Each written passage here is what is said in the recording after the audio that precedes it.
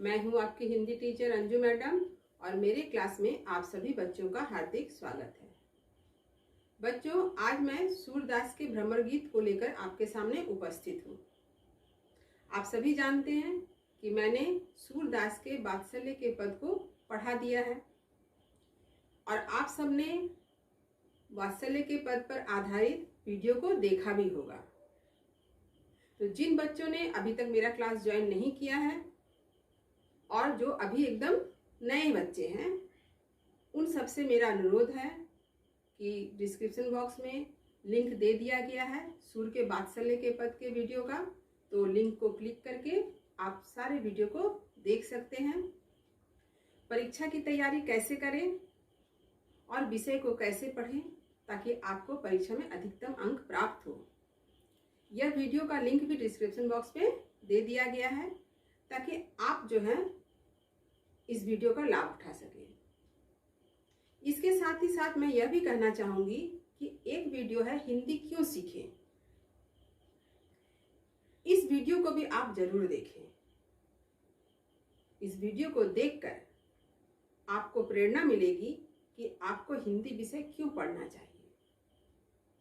तो उम्मीद करती हूँ कि आप मेरी बातों को सुनकर डिस्क्रिप्शन बॉक्स में जाएंगे और लिंक को क्लिक करके सारे वीडियो को देखकर उसका अधिक से अधिक लाभ उठाएंगे। तो चलिए आरंभ करते हैं सूरदास जी का भ्रमर गीत। सूरदास जी का भ्रमर गीत जो है यह आपके लिए बिल्कुल एक नया विषय है, क्योंकि वात्सल्य के पद यानी बाल वर्णन जो है वो हम लोग छोटे क्लास में जैसे कि 7, 8 में भी पढ़ते हैं, लेकिन भ्रमर गीत जो है उसकी पढ़ाई जो है वो आपके क्लास 11 से ही है, आरंभ है। तो भ्रमर गीत है क्या, इस बात को आपको समझना होगा। तो आप पहले इस वीडियो को देखते हुए मेरी बातों को सुने, समझें, बातों को अपने दिमाग में बैठाएं और वीडियो कंप्लीट हो जाने के बाद यानी मेरी पढ़ाई समाप्त हो जाने के बाद आप कॉपी लेकर, कलम लेकर इन सारी बातों को धीरे धीरे करके कॉपी में उतारें और याद करते हुए उतारें। यह नहीं कि सिर्फ उतार लिए, उतार के काम खत्म हो गया, ऐसा नहीं, याद करके उतारें। इस बात को याद रखिएगा कि आपको याद करना है, तभी आपकी पढ़ाई अच्छी होगी, परीक्षा में अधिक अंक आएंगे क्योंकि आप सभी प्रश्नों के उत्तर लिख पाएंगे। तो सबसे पहले चलिए भ्रमर गीत है क्या देखिए। भ्रमर गीत के कवि हैं सूरदास, ये आप लोग देख ही रहे हैं, ये भ्रमर गीत, ठीक है। और भ्रमर गीत के कवि कौन है? सूरदास है। एकदम याद रख लेना है दिमाग में। यह नहीं कि परीक्षा में पूछा जाएगा भ्रमर गीत किसने लिखा है तो आप वहां लिखिएगा तुलसीदास या कबीरदास, ऐसा नहीं होना चाहिए। मैं जितने ध्यान से, मन से आपको पढ़ा रही हूँ, आपको भी उतने ध्यान और मन से पढ़ना होगा, क्योंकि आपको पता है a + a 2a होता है। आप जब a लिखते हैं, देखिए a + a तो क्या बनता है? 2a बनता है। इस बात को हमेशा याद रखिए। तो भ्रमर गीत का शाब्दिक अर्थ क्या है, इस शब्द का क्या अर्थ है? तो इस शब्द का अर्थ है भ्रमर को संबोधित करके, भ्रमर को संबोधित करके गाए गए गीत। भ्रमर मतलब भौरा। इस भ्रमर का क्या मतलब होता है? भौरा होता है। यानी भौरा को संबोधित करके जो गीत गाया गया है उसे कहते हैं भ्रमर गीत। अब देखिए, सर्वप्रथम श्रीमद् भागवत गीता, आप लोगों ने गीता का नाम सुना है। गीता का उपदेश किसने दिया था? कृष्ण ने दिया था। देखिए, पढ़ाते समय आप ध्यान दीजिए, एक शब्द से कितने सारे शब्दों का संबंध जुड़ा हुआ है। आप इन सारी चीजों को याद रखिएगा। भ्रमर का क्या अर्थ है? भौरा, इसे आपको याद रख लेना है। श्रीमद् भागवत गीता, गीता का उपदेश किसने दिया? श्री कृष्ण ने दिया। किसको दिया? अर्जुन को दिया। कहाँ दिया? कुरुक्षेत्र के मैदान में। आपको याद रखना है। इसलिए आप वीडियो को 2 बार 3 बार सुन करके ये छोटी छोटी बातों को याद रखिएगा, क्योंकि ये छोटी छोटी बातें बहुत काम की बातें हैं। तो श्रीमद् भागवत गीता में इसका उल्लेख है, यानी ये जो भ्रमर गीत है इसका उल्लेख हमें कहाँ मिला? सबसे पहले श्रीमद् भागवत गीता में। इसके बाद सूर सागर के 10वें स्कंद। सूर सागर किनकी रचना है? सूरदास की। तो सूर सागर के 10वें स्कंद, यानी सूर सागर को भागों में बांटा गया है, उसका जो 10वां स्कंद कहा गया है, वहां पर भ्रमर गीत का उल्लेख किस रूप में मिलता है? उद्धव गोपी संवाद। किस रूप में मिलता है? उद्धव गोपी संवाद। संवाद का अर्थ क्या होता है? यहाँ ये भी जानिए, ये भी जानने वाली बात है। संवाद मतलब बातचीत, वार्तालाप। आप एक शब्द से देखिए कितना पर्यायवाची निकल रहा है, कितना अर्थ निकल रहा है। मैंने इसके पहले जो परीक्षा की तैयारी कैसे करें, इस वीडियो में मैंने आप लोगों को बताया था कि हिंदी को कैसे पढ़ेंगे। जब आप पढ़ेंगे तो देखिएगा एक शब्द के बहुत सारे शब्द आते हैं, कहीं पर्यायवाची आता है, कहीं विलोम आता है, उल्टा अर्थ आता है। इसको ध्यान में रखते हुए पढ़ेंगे तब आपको शब्द जो है याद हो जाएगा। तो उद्धव गोपी संवाद से मिलता है। सूरदास सगुनोपासक कृष्ण भक्त कवि हैं। अपने इसी सिद्धांत की स्थापना उन्होंने कहाँ की है? भ्रमर गीत में की है। सगुनोपासक, सगुनोपासक मतलब भगवान के रूप गुण को लेकर के भगवान का स्मरण करना, यानी हम जिस भगवान को मानते हैं, जिस भगवान की पूजा करते हैं, उसका रूप और गुण है। सूरदास जी जिस भगवान को मानते हैं उनका रूप और गुण है। जैसे कृष्ण, कृष्ण का रूप है, कृष्ण का रंग है। तो अपने इसी सिद्धांत की स्थापना भ्रमर गीत में किया है। अब ये प्रसंग क्या है? ये भ्रमर गीत का प्रसंग, इसको क्या कहेंगे यहाँ पर? यह है प्रसंग। प्रसंग क्या है? देखिए, मैंने इसको लिख कर आपको बताया है, लेकिन मैं इसको समझा भी दूंगी। श्री कृष्ण कंस का वध करने के लिए मथुरा जाते हैं। हम लोग सभी जानते हैं कि श्री कृष्ण का जन्म हुआ था कहाँ? मथुरा में ही हुआ था, मथुरा की कारागार में। लेकिन वासुदेव उसे जाकर कहाँ पहुंचाते हैं? गोकुल में, नंद बाबा के पास, यशोदा माँ के पास। वहीं पर वो बड़े होते हैं। लेकिन जब थोड़े बड़े हो जाते हैं तो उसे कंस का वध करने के लिए कहाँ आना पड़ता है? मथुरा जाना पड़ता है। जब मथुरा जाते हैं तो कंस का वध करते हैं और मथुरा का राजकार्य संभाल लेते हैं। तो वे राजकार्य में क्या हो जाते हैं? व्यस्त हो जाते हैं। और कहा जाता है कि उसके बाद कभी भी श्री कृष्ण भगवान वापस वृंदावन या कहिए या गोकुल कहिए, वापस कभी नहीं आए, गोकुल वापस नहीं लौट पाए। तो इस कारण क्या होता है? उन्हें वापस गोकुल आने का अवकाश नहीं मिलता है। इधर गोकुलवासी भी कृष्ण की याद में क्या हो? व्याकुल हो गए हैं, उन्हें कृष्ण की याद आ रही है। तभी कृष्ण के मन में विचार आता है, तभी कृष्ण भगवान कुछ सोचते हैं, विचार करते हैं। क्या विचार करते हैं? देखिए कि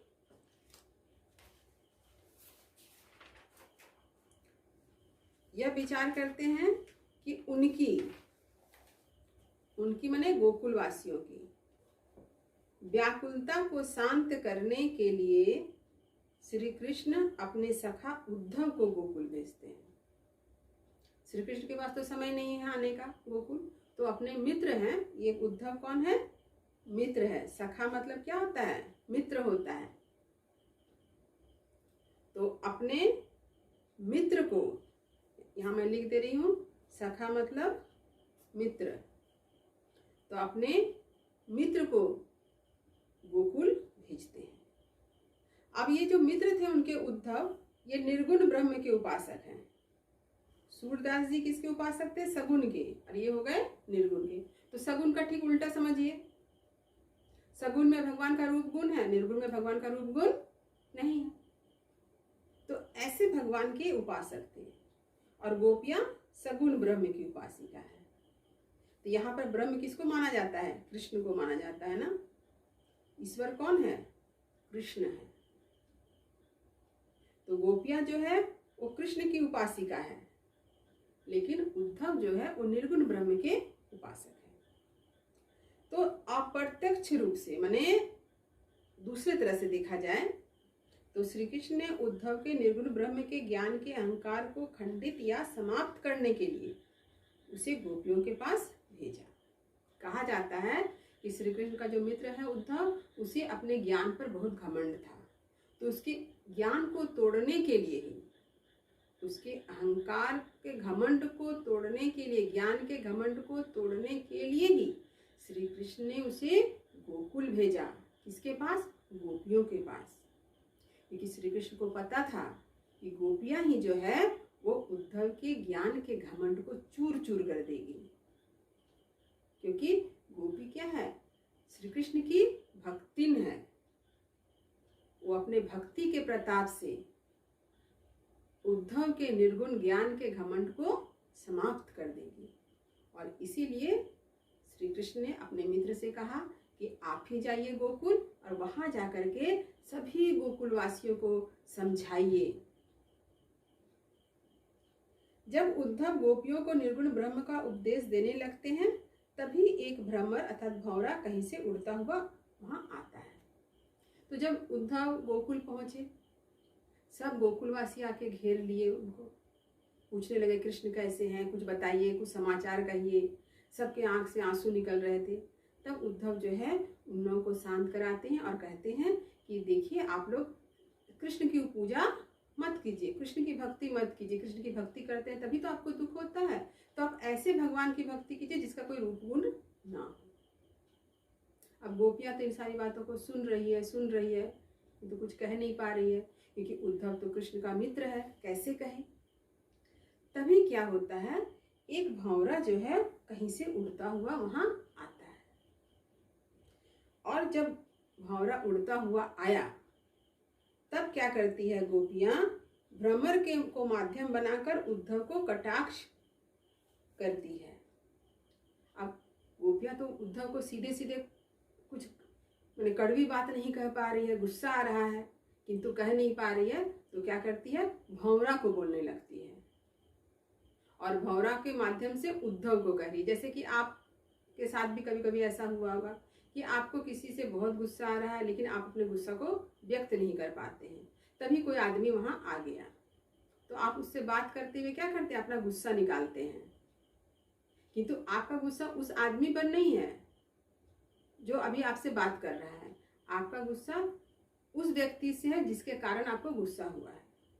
तो ऐसा हम लोग बहुत बार करते हैं कि हम सीधे बात जब नहीं कह पाते हैं तो बात को घुमाकर कहते हैं। तो गोपियां भी क्या करने लगी, अपने मन की बात को घुमाकर भंवरों को कहने लगी, लेकिन कह रही है किसको, उद्धव को कह रही है।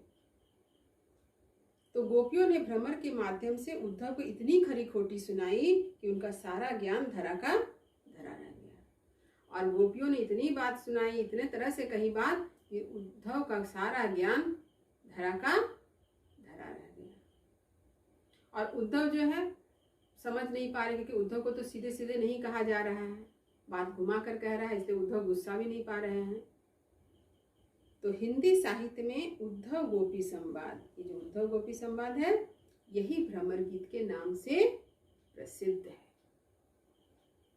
तो ये जो उद्धव गोपी संवाद है, यही जो है भ्रमर गीत के नाम से प्रसिद्ध है, जिसका उल्लेख हम लोग अभी किए और अभी भ्रमर गीत को आरंभ करेंगे, यानी पढ़ेंगे।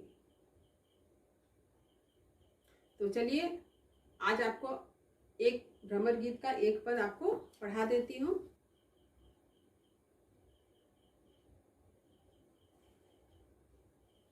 देखिए, जिन बच्चों के पास किताब नहीं है वे यहाँ से देख सकते हैं, आपके स्क्रीन पर है यह पद, आप वहां से भी पढ़ सकते हैं, आपको कोई दिक्कत नहीं होगी।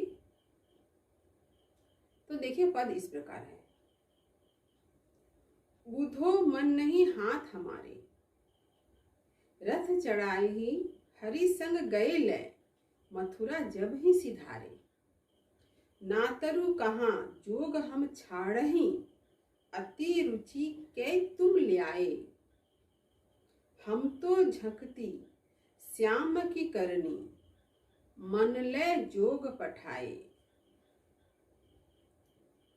अजहू मन अपनो हम पावे, तुम ते होई तो होई। सूर सपत हमें कोटि तिहारी, कही करेगी सुई। इसकी भाषा को समझिए। इसकी भाषा है ब्रज भाषा। सूरदास जी ने जो कुछ भी लिखा है ब्रज भाषा में लिखा है। अब आप शब्दों के अर्थ को देख लें। देखिए, शब्द के अर्थ को मैं लिखवा दे रही हूँ। जो शब्द छूट गया या जिन शब्दों का अर्थ मैं नहीं लिखा रही हूँ, वे सारे शब्द का अर्थ आपको पद को पढ़ाते समय मालूम हो जाएगा। देखिए, पहला शब्द है ऊधो। ऊधो कहा गया है उद्धव को। चढ़ाई मतलब चढ़ाकर। संग अर्थात साथ। सिधारे मतलब गए। ना तरु माने अन्यथा, नहीं तो, कहते ना अन्यथा नहीं तो। छाड़ही माने छोड़ते। अति मतलब अधिक, कहते ना अति हो गया, यानी अधिक हो गया। रुचि, रुचि का अर्थ होता है शौक, इच्छा, दोनों ही हो सकता है। ल्याए, ल्याए का अर्थ है लाना। झकती मतलब परेशान। लय माने से। अजहू मतलब आज भी। शपथ मतलब कसम। कोटि माने करोड़, बहुत। तिहारी माने आपकी या तुम्हारी, दोनों ही अर्थ में प्रयोग कर सकते हैं। एक बार और देख लीजिए अर्थ। ऊधो मतलब उद्धव। चढ़ाई मतलब चढ़ाकर। संग मतलब साथ। सिधारे मतलब गए। नातरु मतलब अन्यथा। छाड़ही माने छोड़ते। अति अधिक। रुचि शौक इच्छा। ल्याए लाना। झकती परेशान। लय से। अजहू माने आज भी। शपथ माने कसम। कोटि करोड़ या बहुत। तिहारी आपकी या तुम्हारी। देखिए, अभी आपने शब्दों को सुना है, लेकिन आप मेरा वीडियो समाप्त होने के बाद जब आप एक बार देख लेंगे, आप इन सारे शब्दों के अर्थ को आप उतार लेंगे। आप किताब में लिख सकते हैं शब्दों के बगल में, या तो कॉपी में भी लिख सकते हैं। एक बात मैं इतना ईमानदारी से कह सकती हूँ कि जितने शब्दों का अर्थ मैंने आप लोगों को बतलाया है, इतने सारे शब्दों का अर्थ आपको और कहीं नहीं मिलेगा। ये पूरे आत्मविश्वास के साथ मैं कह रही हूँ कि मैं जितने सारे शब्दों का अर्थ आप लोगों को बताती हूँ, आपको इतने सारे शब्दों के अर्थ कहीं भी किसी भी पुस्तक में नहीं मिलेगा। आप गाइड किताब पढ़ लीजिए, जो मर्जी किस किताब को पढ़ लीजिए, इतने सारे शब्दों के अर्थ आपको नहीं मिलेंगे। तो ध्यान दीजिए इस बात पर कि जो मैं बता रही हूँ उसको आप पूरी निष्ठा के साथ, ईमानदारी के साथ सुनेंगे और पढ़ेंगे। अब चलिए पद के अर्थ की तरफ, इसकी व्याख्या हो जाए।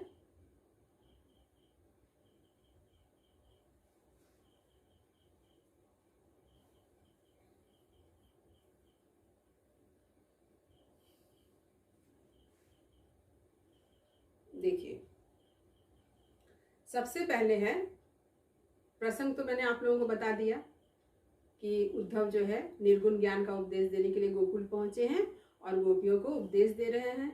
लेकिन गोपियां क्या करती है, भौरे के माध्यम से उद्धव को बहुत तरह की बातें सुनाती है। तो गोपियां क्या कहती है, इसका वर्णन सूरदास जी ने किया है। तो सबसे पहले देखिए, ऊधो मन नहीं हाथ हमारे, यानी उद्धव हमारे हाथ में, यानी हमारे पास, हमारे हाथ नहीं है मतलब हमारे पास, हमारा मन ही नहीं है। ऊधो मन नहीं हाथ हमारे, यानी हमारे पास, हाथ का अर्थ क्या बताएं, पास, हमारे पास मन नहीं, यानी हमारा मन नहीं है। हे उद्धव, हमारे पास हमारा मन ही नहीं है। तो क्यों नहीं है, ये कैसे बता रही है? रथ चढ़ाई हरि संग गए ले, मथुरा जब ही सिधारे। गोपिया कहती है कि रथ पर चढ़ाकर, रथ तो सभी जानते हैं, चढ़ाई माने चढ़ाकर, हरि माने श्री कृष्ण भगवान, हरि का अर्थ क्या है, श्री कृष्ण भगवान, संग मतलब साथ, हरि को साथ ले गए, रथ पर चढ़ाकर श्री कृष्ण को अपने साथ ले गए, मथुरा जब ही सिधारे। सिधारे माने चले जाना, जब से मथुरा चले गए। कौन लेकर चला गया था? कृष्ण को मथुरा ले जाने वाले थे अक्रूर। आपको यहाँ लिख के बता देती हूँ, आप इसको स्पेलिंग याद रखिएगा, अक्रूर। अक्रूर ने श्री कृष्ण, अक्रूर के साथ ही श्री कृष्ण मथुरा गए थे। तो इसी बात को गोपिया कहती है कि हमारा मन तो हमारे पास है नहीं, क्योंकि जब श्री कृष्ण भगवान मथुरा जा रहे थे तो हमारे मन को भी श्री कृष्ण भगवान ने रथ पे चढ़ा के ले किया है। तो मन तो है ही नहीं हमारे पास, तो हमारा मन किसके पास है? श्री कृष्ण भगवान के पास है। कैसे चला गया श्री कृष्ण भगवान के पास? जब श्री कृष्ण भगवान रथ पे चढ़ के मथुरा गए तो मेरा मन भी, हम लोगों का सभी का मन श्री कृष्ण के साथ चला गया। देखिए यहाँ कितने सारे प्रश्न बन रहे हैं। मैं जब भी व्याख्या करती हूँ प्रश्नों के साथ, तो इन सारे छोटे छोटे प्रश्नों को आप लिखने की कोशिश करें। नातरु कहाँ जोग हम छाड़हि, अति रुचि के तुम ले आए। नातरु मतलब बताते हैं अन्यथा, यानी नहीं तो, दोनों ही अर्थ है। तो अन्यथा हम योग, योग का मतलब योग, कहाँ मतलब नहीं, कहाँ छोड़ते, कहाँ का अर्थ होता है, हम लोग कहते हैं ना कहाँ छोड़ते, अन्यथा हम योग क्यों छोड़ते। छाड़ही मतलब छोड़ते, यानी आप जो योग साधना का उपदेश दे रहे हैं, निर्गुण ब्रह्म का उपदेश दे रहे हैं, उसे हम क्यों छोड़ते। अति रुचि के तुम लाए, तुम बहुत इच्छा से ना, बहुत इच्छा से, अति मतलब बहुत, रुचि मतलब इच्छा, ले आई मैंने लाना, क्योंकि तुमने तो बहुत शौक से, इच्छा से हम लोगों के लिए यह उपदेश लेकर आए थे। हम तो झकती श्याम की करनी, मन ले जोग पठाए। तो झकती का अर्थ है परेशान होना। तो गोपिया कहती है कि हम तो ऐसे ही श्री कृष्ण की करनी, यानी कर्मों को से परेशान हो रहे हैं, यानी श्री कृष्ण भगवान जो चले गए हैं हम लोगों को छोड़ के, उनकी याद में हम लोग क्या है, परेशान हैं। और ये भी कहती है कि उसने बड़े मन के साथ, बड़ी इच्छा से, बड़े शौक से हम लोगों के लिए क्या भेजा है, योग का संदेश भेजा है। हम तो ऐसे ही श्री कृष्ण के करनी, मन उनके काम, यानी उन्होंने जो हमारा मन लेकर चला गया है, उस बात से हम लोग ऐसे ही परेशान हैं, और इतने रुचि के साथ, इतने मन से उन्होंने हमारे लिए योग का संदेश भेजा है। तो गोपिया क्या कहती है फिर, अजहू माने आज भी, मन आपनो हम पावे।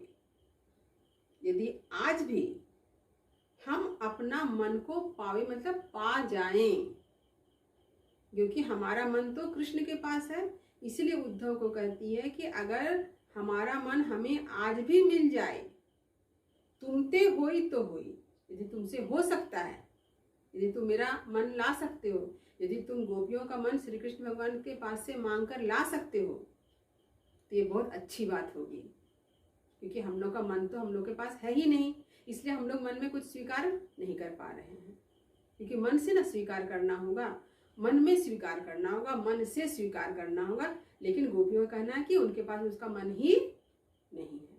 तो इसलिए कहती है कि आज भी अगर हम अपना मन पा जाएं, यदि तुम हमारे मन को ला दो, तो हमारा मन हमको मिल जाएगा। सूर सपत हमें कोटि तिहारी, कही करेगी सोई। तो सूरदास जी कहती हैं कि गोपियाँ कहती है कि हम कसम खाते हैं, हम सैकड़ों कसम करोड़ों कसम खाते हैं तुम्हारी यानी आपकी, कि आप जो कहेंगे कही करेगी सोई, आप जो कहेंगे हम लोग उसी बात को मानेंगे। लेकिन शर्त क्या है कि हमारा मन जो है श्री कृष्ण भगवान से मांगकर हम लोगों को वापस ला दीजिए। यदि गोपियों को उनका मन वापस मिल जाएगा तो उद्धव की सारी बात को मान लेंगे, श्री कृष्ण भगवान को भूल जाएंगे और निर्गुण ब्रह्म को स्वीकार कर लेंगे। लेकिन सूरदास जी कहना क्या चाहते हैं कि मन तो वापस आ नहीं सकता है, तो जीतेगा कौन? गोपी जीत जाएगी ना, तो जीत होगी गोपी की और उद्धव ही हार जाएगा। तो गोपियों ने यह तर्क दिया कि उनका मन जो है उनके पास ही नहीं है, क्योंकि उनका मन तो श्री कृष्ण भगवान अपने रथ पे बैठा के ले गए हैं मथुरा, तो उपदेश को किस मन में ग्रहण करेगी? ग्रहण करने के लिए मन चाहिए, तो मन है ही नहीं। तो इसीलिए गोपियाँ कहती है कि अगर उद्धव हम लोगों का मन वापस ला देंगे तो गोपियाँ उद्धव की हर बात को मान लेगी। तो सूरदास जी यही कहना चाहते हैं कि अंत में विजय गोपियों की होगी, क्योंकि वो कृष्ण की भक्त है, उपासिका है और उद्धव की हार हो जाएगी। तो यह है आपके भ्रमर गीत का प्रथम पद का अर्थ, जिसकी व्याख्या मैंने की, शब्दों के अर्थ को बतलाया और जो शब्द छूट गए हैं उसका अर्थ भी मैंने यहाँ बतला दिया है। कभी कभी कोई शब्द जो होते हैं उसका अर्थ ना हो करके उसको भाव से लिया जाता है, उस पंक्ति में भाव क्या है। तो आप भाव को समझें, अर्थ को समझें, इसकी व्याख्या को भी समझें। तो उम्मीद है भ्रमर गीत का पहला पद का अर्थ आपको अच्छी तरह से समझ में आ गया है। जैसे मैंने आप लोगों को बताया, पहले वीडियो को अच्छी तरह से सुनिए, समझिए, फिर कॉपी कलम लेकर बैठिए और उसे लिखिए। और जिस तरह से मैं अर्थ बता रही हूँ, जितने सारे प्रश्न बनते हैं उन सारे प्रश्नों को भी लिखिए साथ में। आरंभ से अगर आप अपना पढ़ने का तरीका इस तरह से कर लेंगे, अपने से तैयार कर लेंगे प्रश्न उत्तर, तो आपको आने वाले समय में जरा भी दिक्कत नहीं होगी। तो उम्मीद है मेरी बातों को आप ध्यान में रखेंगे और उस पर अमल भी करेंगे।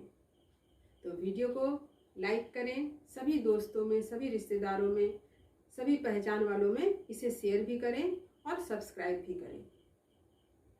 तो अगले वीडियो में भ्रमर गीत के दूसरे पद के अर्थ के साथ आपके सामने फिर उपस्थित रहूंगी। शुभकामनाओं के साथ, धन्यवाद।